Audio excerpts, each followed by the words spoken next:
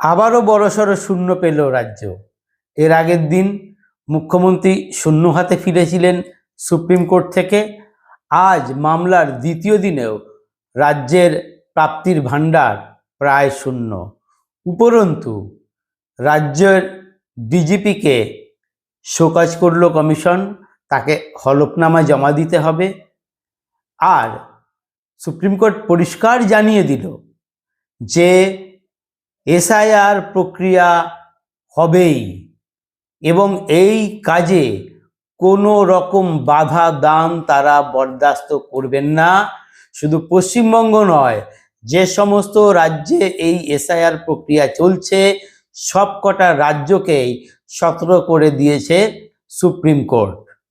নমস্কার, আমি প্রদীপ দাস আর আপনারা দেখছেন দেশপ্রেমিকদের চ্যানেল আমাদের ভারত। এসআইআর প্রক্রিয়া নিয়ে যে মামলা হয়েছিল, আজকে ছিল তার শুনানির দ্বিতীয় দিন। প্রথম দিন মুখ্যমন্ত্রী উপস্থিত ছিলেন, কিন্তু আজ তিনি নেই। যদিও সেদিন তার সেই উপস্থিত থাকা নিয়ে যথেষ্ট সমালোচনা হয়েছে বিভিন্ন মহলে। অনেকেই বলতে চেয়েছেন যে মুখ্যমন্ত্রী এটা মানুষের একটা আবেগ নিয়ে খেলতে চেয়েছেন। তিনি দেখাতে চেয়েছেন যে তিনি নিজেই এই ব্যাপারে কতটা উদ্যোগী হয়েছেন, যাতে মানুষের নাম ভোটার তালিকা থেকে বাদ না পড়ে। তো এ ব্যাপারে একজন হুজুরের একটা বক্তব্য ইতিমধ্যে ভাইরাল হয়েছে। সেই হুজুর বেশ কিছু প্রশ্ন তুলেছেন। তিনি প্রশ্ন তুলেছেন, যদি আপনার সুপ্রিম কোর্টে যেতেই হতো তাহলে আপনি শেষ মুহূর্তে গেলেন কেন? আপনি যখন গেলেন তখন তো শুনানির আর বেশি দিন বাকি নেই, তাহলে গিয়ে কি হবে? আর আপনি কত বড় মাপের আইনজীবী? তা আপনি যদি খুব বড় মাপের আইনজীবী হন, তাহলে রাজ্য সরকারের যে সমস্ত মামলাগুলো চলছে সেখানে আপনি না গিয়ে কেন বড় বড় আইনজীবীদের কোটি কোটি টাকা খরচা করে আপনি তাদের রেখেছেন?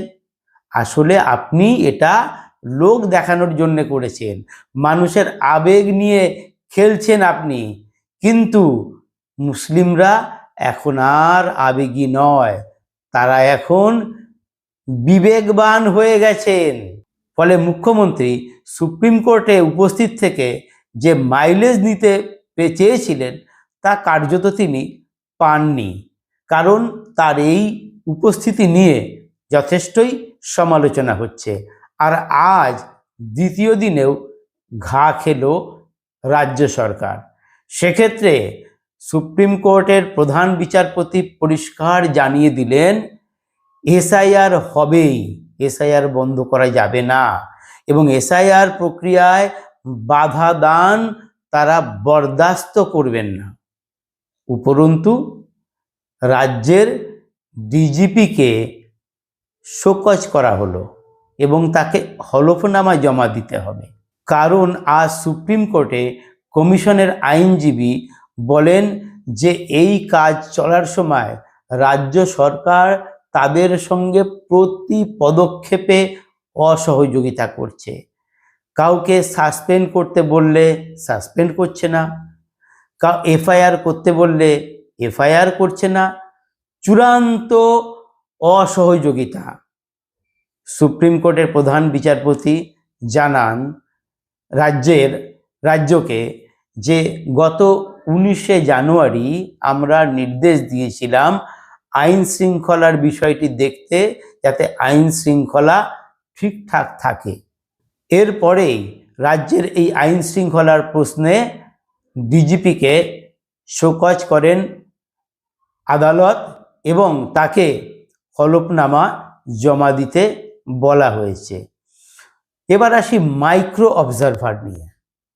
মাইক্রো অবজারভার বাতিল করতে হবে, এই দাবি মুখ্যমন্ত্রী প্রথম থেকেই তুলেছিলেন এবং আদালতে কমিশন জানিয়েছিল যে তাদের প্রয়োজন মতো অফিসার দেওয়া হয়নি, তাই তারা বাধ্য হয়ে অন্য রাজ্য থেকে কর্মী এনে মাইক্রো অবজারভার হিসেবে নিয়োগ করেছেন।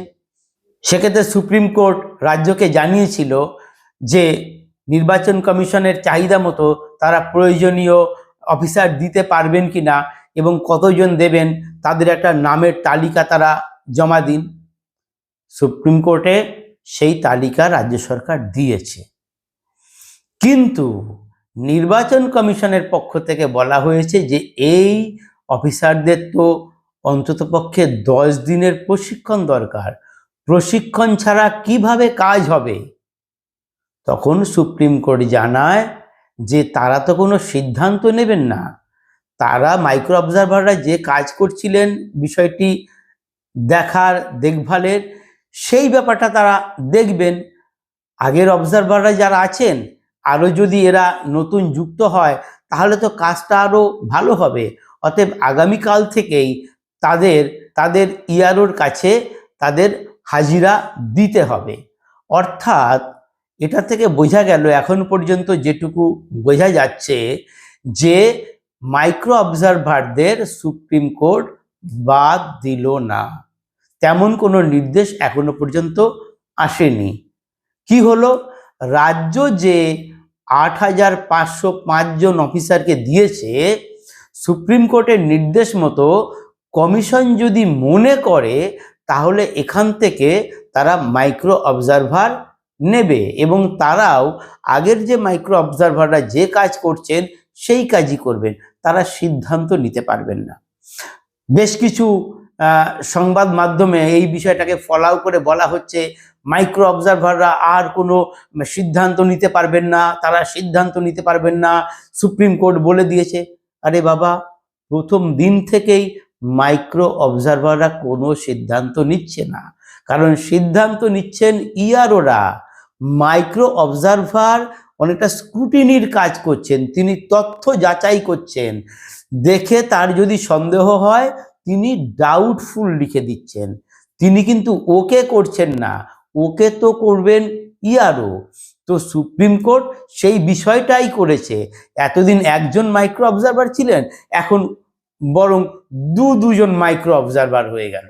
ফলে বেশ মানে রাজ্য সরকার চাপেই পড়লো বলা যায়, কারণ আগে হলে তো শুধু একজন মাইক্রো অবজারভার থাকতো বা ইআরও এআরও থাকতো, এখানে ইআরও রইল, এআরও রইল, এইআরও রইল, আর তার উপরে দুজন মাইক্রো অবজারভার। আরও একটা বিষয় এদিন সুপ্রিম কোর্ট জানিয়েছে, যেটা নির্বাচন কমিশনের হাতে আরেকটা অস্ত্র, সেটা হচ্ছে যে অনেক ইআরও এবং এইআরওর বিরুদ্ধে অভিযোগ উঠেছে, কাজে অস্বচ্ছতার অভিযোগ উঠেছে।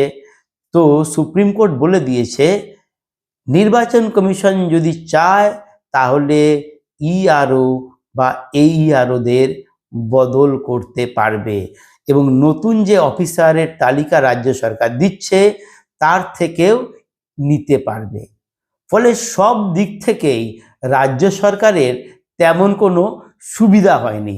তো আজ সুপ্রিম কোর্টে যে সওয়াল জবাব হয়েছে তার একটা কিছু অংশ তুলে ধরছি, কীরকম হয়েছে। এদিন মুখ্যমন্ত্রীর আইনজীবী শ্যাম দিওয়ান বলেন, আমরা 8,505 জন কর্মী দিয়েছি, শনিবার ইমেল করে এই তথ্য জানানো হয়েছে। প্রধান বিচারপতি বলেন, সমস্যা তো এখানেই, কর্মী দিয়েছেন তাদের নামের তালিকা আছে, আমরা বলেছিলাম বাংলা জানেন এমন কর্মী প্রয়োজন।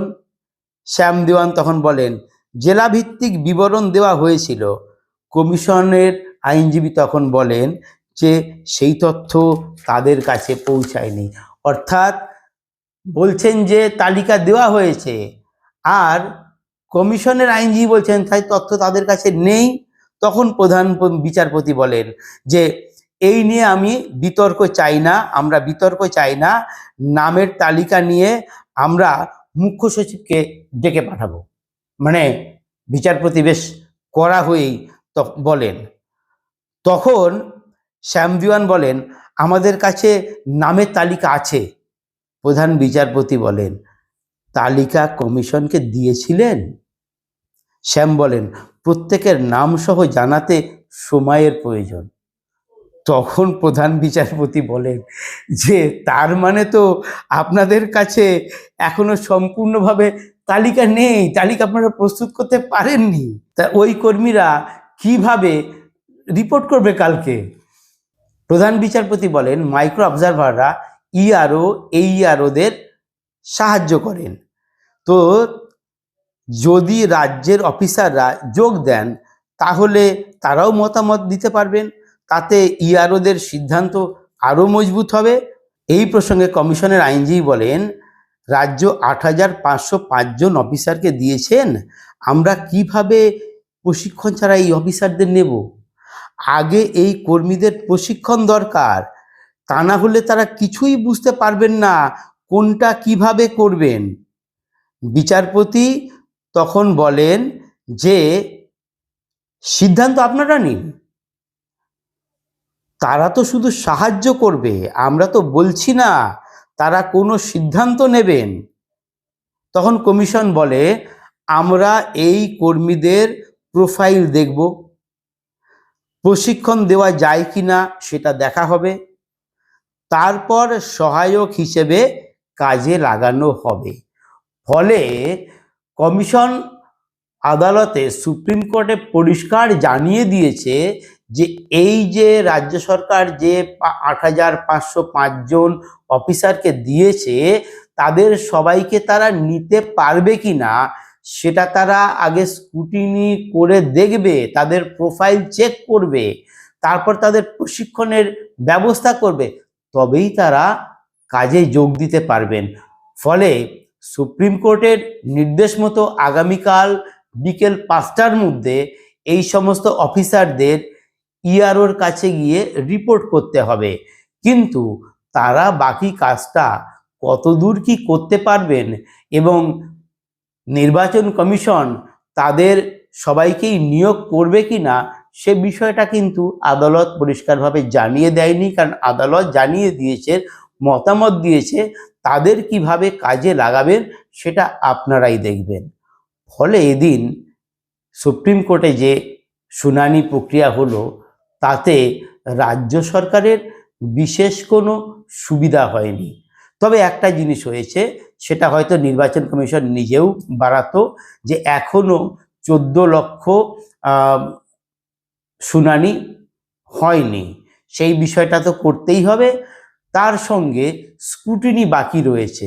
তো সেক্ষেত্রে সুপ্রিম কোর্ট পরিষ্কার বলে দিয়েছে যে স্ক্রুটিনির প্রক্রিয়া আরও 7 দিন বাড়িয়ে দেওয়া হলো, অর্থাৎ 14 তারিখ পূর্ণাঙ্গ ভোটার তালিকা প্রকাশ হচ্ছে না, সেটা আবার পিছিয়ে গেল। নমস্কার।